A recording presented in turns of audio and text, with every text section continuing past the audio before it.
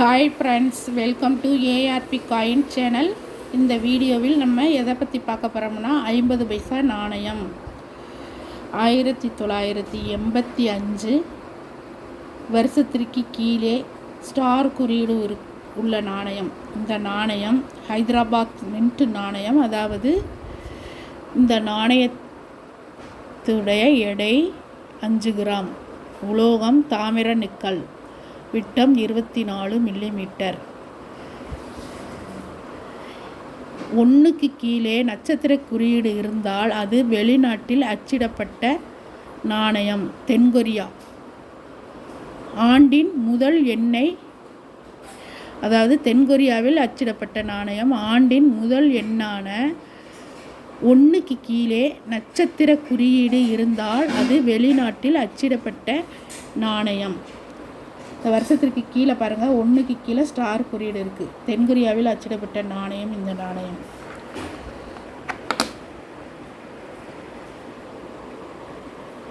பின்புறம் அசோகமுத்திரையுடன் கூடிய நாணயம். இந்தியா என்றும் பாரத் என்றும் சத்தியமே ஜேமே என்றும் எழுதியிருக்கும். நாணயம் நல்ல கண்டிஷனில் இருக்குது பாருங்கள். புத்தம் புதிதாக முதலில் அச்சிடப்பட்டது போல் நல்ல கண்டிஷனில் உள்ளது இந்த நாணயம். இந்த நாணயம் சாதாரண நிலையில் இருந்தால் 10 ரூபாய் முதல் 30 ரூபாய் வரை விலை போகும்.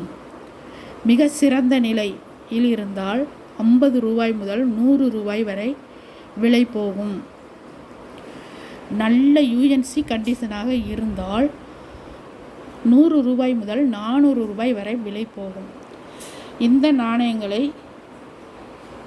நாணயங்கள் கண்காட்சியில் விற்பனை செய்யலாம்.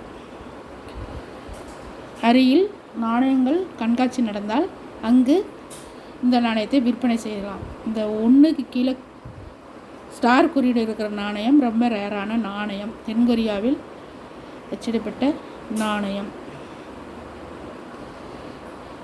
இது போன்ற நாணயங்கள் உங்களிடம் இருந்தால் நாணயங்கள் கண்காட்சியில் விற்பனை செய்யலாம். வருங்காலங்களில் இது போன்ற நாணயங்களை சேர்த்து வைப்பது நல்லது. ஏனென்றால் இது போன்ற நாணயங்களுக்கு நல்ல மதிப்பு உண்டு. 1985 வருடம் அச்சிடப்பட்ட 50 பைசா நாணயம்.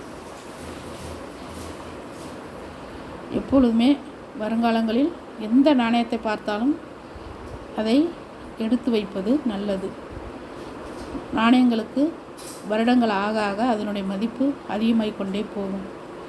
எங்களுடைய வீடியோவில் தொடர்ந்து ஓல்டு காயின் பற்றிய வீடியோ போட்டுக்கொண்டு இருக்கின்றோம்.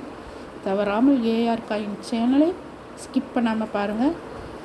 இந்த வீடியோ பிடிச்சிருந்தால் சப்ஸ்கிரைப் பண்ணுங்கள், லைக் பண்ணுங்கள், கமெண்ட் பண்ணுங்கள். உங்களுக்கு தெரிஞ்சவர்களுக்கெல்லாம் ஷேர் பண்ணுங்கள். தேங்க்யூ. தேங்க்ஸ் ஃபார் வாட்சிங்.